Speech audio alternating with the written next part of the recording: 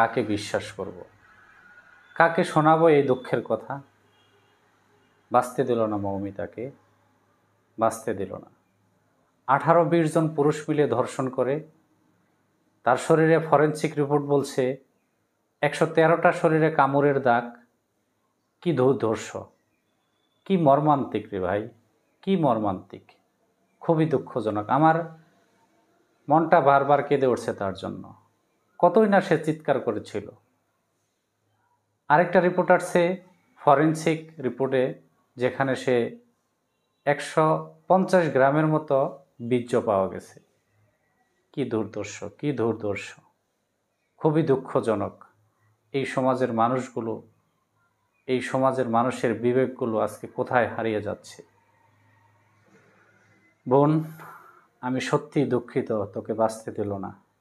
এই সমাজ